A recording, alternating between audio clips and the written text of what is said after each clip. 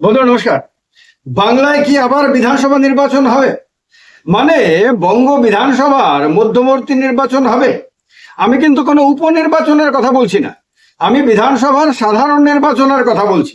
অর্থাৎ 2026 সালে যেভাবে পশ্চিমবঙ্গের 294টির মধ্যে 293টি আসনে বিধানসভা নির্বাচন হয়েছিল, ঠিক সেই রকম ভাবে কি মানে আগামী 5 বছরের মধ্যে বা হতে পারে আগামী 1-1.5 বছরের মধ্যে বাংলায় কি আবারও সেই রকম ভাবে 294টি বিধানসভা কেন্দ্রের সবগুলোতে একসঙ্গে বিধানসভার সাধারণ নির্বাচন হবে?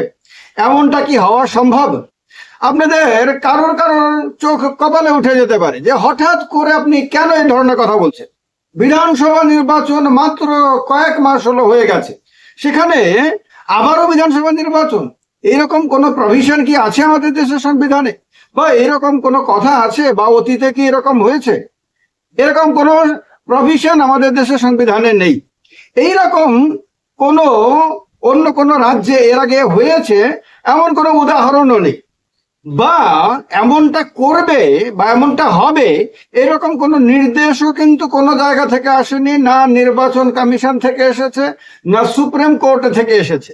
কিন্তু তাহলে এত বড় কথা এরকম একটা গুরুত্বপূর্ণ ভিডিও শোতে প্রসেনজিৎ সরাসরি নামে একটা সিরিয়াস আলোচনার মধ্যে কেন তুলে আনলাম?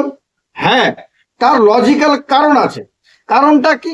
কারণটা হলো সুপ্রিম কোর্টে এসআইআর সংক্রান্ত মামলায় সাম্প্রতিক কালে আপনারা সবাই জেনে গেছেন, অলরেডি নিউজে দেখে নিয়েছেন যে যে তথ্য সুপ্রিম কোর্টে উপস্থাপন করা হয়েছে তাতে ওই যে লজিক্যাল ডিসক্রিপেন্সি, ওই যে আপনার ট্রাইব্যুনালে পেন্ডিং মামলাগুলো মানে আপিলগুলো, সেগুলোর কতটা এখনো পর্যন্ত নিষ্পত্তি করা হয়েছে।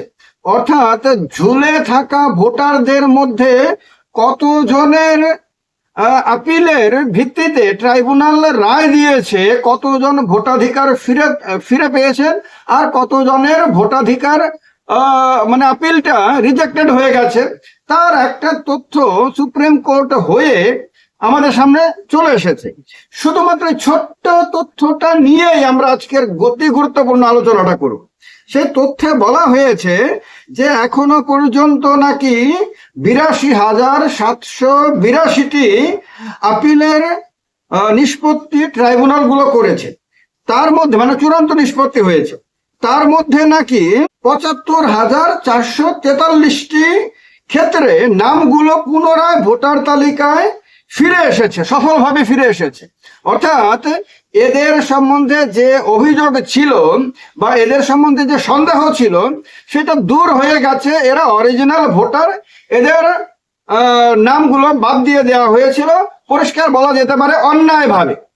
সেই নামগুলো আবার ভোটার তালিকায় ফিরে এসেছে। তাহলে 82 মানে প্রায় 83,000-এর মধ্যে 75,500-ই ফিরে এসেছে। বাদ গেছে এখনো পর্যন্ত কত? মাত্র 7,339টি নাম। এবার বলা হচ্ছে যে এই না মানে ভোটার তালিকায় আবার ফিরে এসেছে এই রকম সংখ্যা মানে পার্সেন্টেজ নাকি 91%। এবার বলুন, এখনো পর্যন্ত যে লক্ষ লক্ষ নাম বাকি রয়ে গেছে, যাদের অ্যাডজুডিকেশন এখনো পর্যন্ত হয়নি, ট্রাইব্যুনাল কাজ করছে কিন্তু লম্বা সময় লাগতে পারে, যদিও সুপ্রিম কোর্ট খুব দ্রুত এই কাজটা কমপ্লিট হোক এটা চাইছে। এবার ধরে নিন আগামী 1 বছরের মধ্যে বা 1.5 বছরের মধ্যে এই সবগুলো নিষ্পত্তি হলো, এবং আমরা ধরে নিলাম যে এই রেটেই 91% বা 92% বা 89% এইরকম মানে হিসেবেই ধরুন নিষ্পত্তি হলো, এবং আলটিমেটলি দেখা গেল যতটি আপিল ট্রাইব্যুনালে গেছে তার মধ্যে অ্যারাউন্ড 90% ভুল হিসেবে প্রমাণিত হয়েছে। মানে তাদের দাবি সঠিক এবং নির্বাচন কমিশনের যে তাদেরকে ডাউট করা, সেই ডাউট করাটাই ভুল ছিল, বা অন্যায়ভাবে তাদের নাম বাদ দেওয়া হয়েছিল। এই চিত্র যদি সামনে আসে, এটা যদি প্রমাণিত হয়, তাহলে বাংলায় বিধানসভার আবারও নির্বাচন করার দাবি কি উঠতে পারে না? তাহলে কি এই কথা বলাটা লজিক্যাল হবে না যে এই মানুষগুলোকে, মানে এই বৈধ ভোটারদেরকে অন্যায়ভাবে ভোটার তালিকা থেকে আউট করে যে নির্বাচনটা করা হয়েছিল, সেই নির্বাচনে জনমতের প্রকৃত প্রতিফলন ঘটেনি? একটা কারণ হলো যে এই নামগুলো বাদ, মানে আবার ফিরে আসার কারণে এখন দেখা যাচ্ছে যে অনেক বিধানসভা কেন্দ্র রয়েছে যেখানে জয় পরাজয়ের যা মার্জিন আর ওই ফিরে আসা ভোটারের যা সংখ্যা, তার মধ্যে তুলনা করলে ফিরে আসা ভোটারের সংখ্যাটা বেশি। তার মানে এরা যদি ভোট দিত তাহলে ভোটের ফলাফলটা অন্যরকম হতো। মানে যিনি বিজয়ী হয়েছেন গত নির্বাচনে তিনি হয়তো পরাজিত হতে পারতেন, আবার যিনি পরাজিত হয়েছেন তিনি হয়তো বিজয়ী হতে পারতেন। এরকমটা হতে পারতো, অন্যরকমও হতে পারতো। এরা এমনও হতে পারতো যে এরা হয়তো নির্দল প্রার্থীকে ভোট দিত, বা এরা হয়তো নোটাতে ভোট দিত, ফলে জয় পরাজয়ের মার্জিনে হয়তো তেমন কোনো ফারাক পড়তো না। কিন্তু সম্ভাবনা তো তা প্রাইমারিলি তো থেকে যায় যে জয় পরাজয়ে তার প্রভাব পড়তো। তাহলে যখন সবগুলো আপিলের নিষ্পত্তি হয়ে যাবে এবং দেখা যাবে যে এই লক্ষ লক্ষ এদের মধ্যে, মানে বাদ যাওয়া ভোটারদের মধ্যে যদি অ্যারাউন্ড 90% ফিরে আসে, তাহলে কতগুলো বিধানসভা কেন্দ্রে ভোটের ফলাফলে পার্থক্য আমাদের চোখের সামনে উঠে আসবে। সেই রকম ক্ষেত্রে যদি পশ্চিমবঙ্গে বিরোধী দল তৃণমূল কংগ্রেস, বিরোধী দল কংগ্রেস, বিরোধী দল সিপিআইএম, অর্থাৎ সমস্ত বিরোধী দলগুলো যদি একসাথে দাবি করে বসে এবং ওই যে ভোটাররা যাদের নাম বাদ পড়েছিল আবার তারা ফিরে এসেছেন এবং আসছেন, তারাও যদি দাবি করে বসে যে এই নির্বাচনে সঠিক মানে প্রতিফলন ঘটেনি, সুতরাং আবার নির্বাচন করানো হোক, এবং এরা যদি দাবি করে বসে যে আমার তো ভোটাধিকার ছিল না, আমার ভোটাধিকার তো অন্যায় হয়ে কেড়ে নেওয়া হয়েছিল, এটা তো প্রমাণিত, সুতরাং আমার জনপ্রতিনিধি আমি নির্বাচন করতে পারবো না, আমি আমার এলাকার যিনি এমএলএ তিনি তো আমার কাছ থেকে ভোট পাননি, তার নির্বাচনে তো আমি ভোট দিতে পারিনি, সুতরাং তিনি যদি বলেন যে তিনি আমার কোনো কাজ করবেন না, তাহলে তো এখানে জোর করে বলার মতন কোনো সুযোগ নেই। সুতরাং এই নির্বাচনে যেহেতু আমি ভোটে দিতে পারিনি, সেহেতু আমি তার জয় পরাজয় নির্ধারণেও কোনো ভূমিকা পালন করিনি।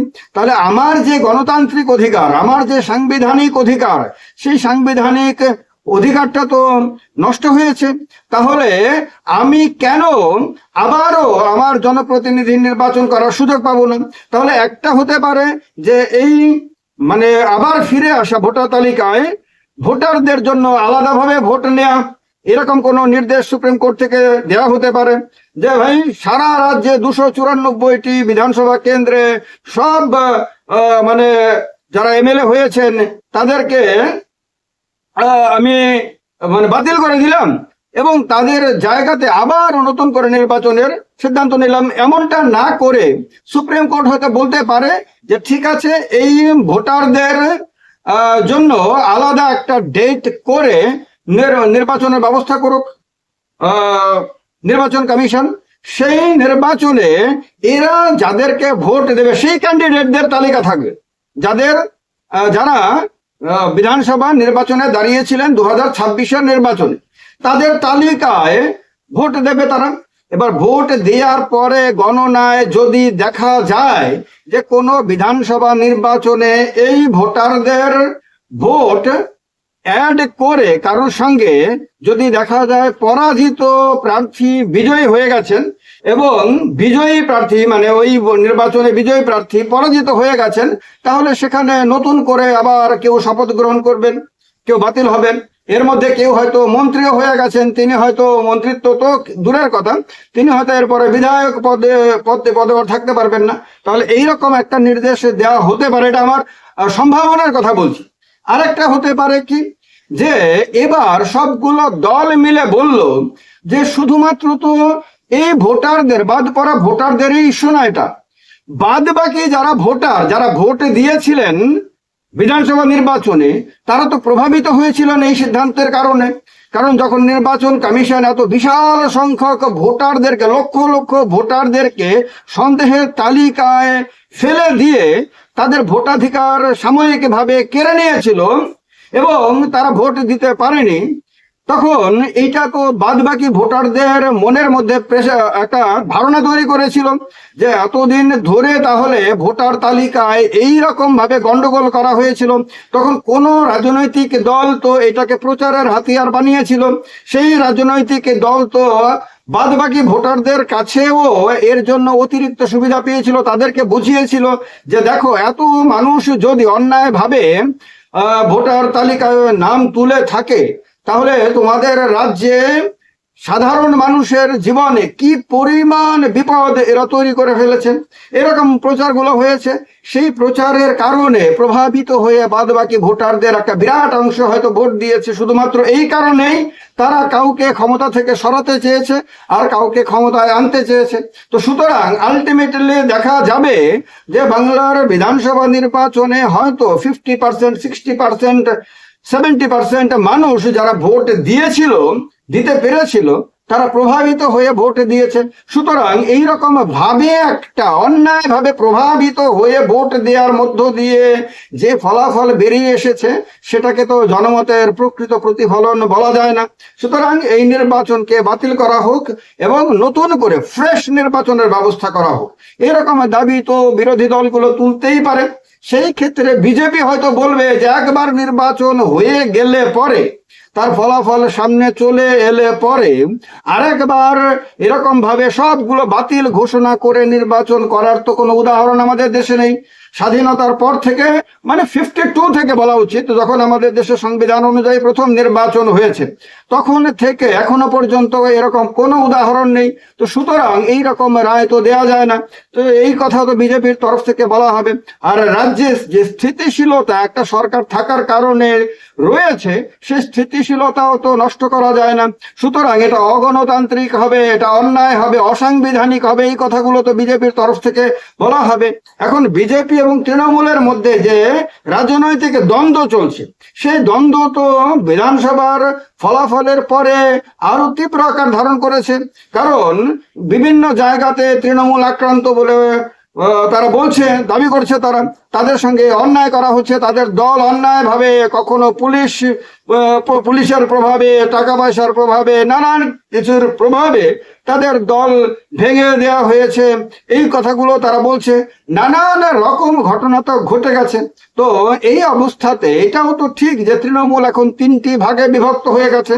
একটা যেমন মমতা বন্দ্যোপাধ্যায়ের সঙ্গে রয়েছে, মমতা বন্দ্যোপাধ্যায় অভিষেক বন্দ্যোপাধ্যায়ের সঙ্গে মূল তৃণমূলটা রয়েছে, আরেকদিকে একটা নকল তৃণমূল তৈরি হয়েছে আপনার ঋতব্রত বন্দ্যোপাধ্যায়ের নেতৃত্বে। অন্যদিকে তৃণমূল থেকে না ঘরকা না ঘাটকা অবস্থা হয়েছে 20 জন সাংসদের, যারা এনসিপিআই এ যোগ দেওয়ার পরেও এখনো পর্যন্ত নিশ্চিত হতে পারছে না যে তাদের রাজনৈতিক পরিণতি কি হবে। তো এত কিছুর পরে তৃণমূল তো অনেকটা আপাত দৃষ্টিতে দুর্বল হয়েছে।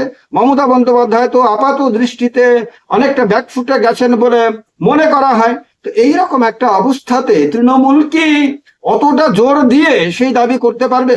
আর যদি সেই রকম কোনো ঘটনা শেষ পর্যন্ত সত্যি সত্যি হয়ে যায়, সুপ্রিম কোর্ট যদি কনভিন্সড হয় যে হ্যাঁ ভাই এই ঘটনাগুলোর কারণে মানে ভোটারদেরকে, বিশাল সংখ্যক ভোটারকে ভোটার তালিকা থেকে বাইরে রেখে তাদেরকে ভোট দিতে না দেওয়ার ফলে যে ভোটটা হয়েছে সেটা প্রকৃত গণতান্ত্রিক নির্বাচন হয়নি, প্রকৃত জনমতের প্রতিফলন এতে হয়নি, সুতরাং এইটার কোনো বাস্তব মানে এর কোনো গুরুত্ব নেই, সুতরাং এই নির্বাচনকে বাতিল ঘোষণা করা হলো এবং সে জায়গাতে নতুন করে নির্বাচন করার জন্য নির্বাচন কমিশনকে নির্দেশ দেওয়া হলো। এটা নির্বাচন কমিশনের ত্রুটি, এটা ভোটারদের ত্রুটি না, এটা রাজনৈতিক দলগুলোরও ত্রুটি না। সুতরাং নির্বাচন কমিশন যেহেতু ত্রুটি, অন্যায় করেছে বা দোষ করেছে বা ভুল করেছে, সেহেতু তার দায় তাকেই নিতে হবে।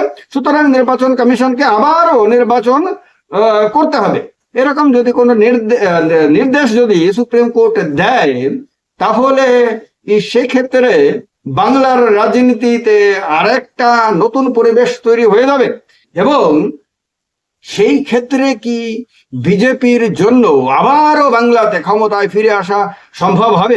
সিপিএম যেভাবে ময়দানে ঝাঁপিয়ে পড়েছে, তৃণমূল তো ঠিক আছে তার কাজ করবে, সে বড় দল বাংলাতে এই মুহূর্তে পর্যন্ত, বিজেপি তো আছে ময়দানে, কংগ্রেস এবং সিপিএম কে যেভাবে নিয়মিতভাবে দাপিয়ে বেড়াতে দেখা যাচ্ছে, তাতে কিন্তু এইটা পরিষ্কার বোঝা যায় যে তারা যে কোনো পরিস্থিতির জন্য প্রস্তুতি নিচ্ছে। অর্থাৎ যদি সেই রকম কোনো চিত্র তৈরি হয় যেটা প্রাইমারি তথ্যে দেখা যাচ্ছে, সেটা যদি বৃহৎ আকারে দেখা দেয়, তাহলে হয়তো সবচেয়ে বেশি জোরদার ভাবে কংগ্রেস সিপিএম এরাও এই দাবি করে বসতে পারে যে তাহলে আবারও নির্বাচন করানো হোক, আবারও মানুষের কাছ থেকে রায় নেওয়া হোক। আর বাংলার সাধারণ মানুষের যে মনের অবস্থা, তাতে কি মনে হয় যে জনগণ এই ধরনের দাবিকে সমর্থন করবে না, বা তারা কি এতে খুশি হবে না? এরকমটা কি মনে হয়? জানান কমেন্ট বক্সে কমেন্ট করে। প্রসেনজিৎ সরাসরি এই প্রোগ্রামে, এই শোতে, এই ভিডিওটা, এই আলোচনা কিরকম লাগলো কমেন্ট করে জানাবেন। ভালো থাকবেন। জয় হিন্দ, বন্দে মাতরম।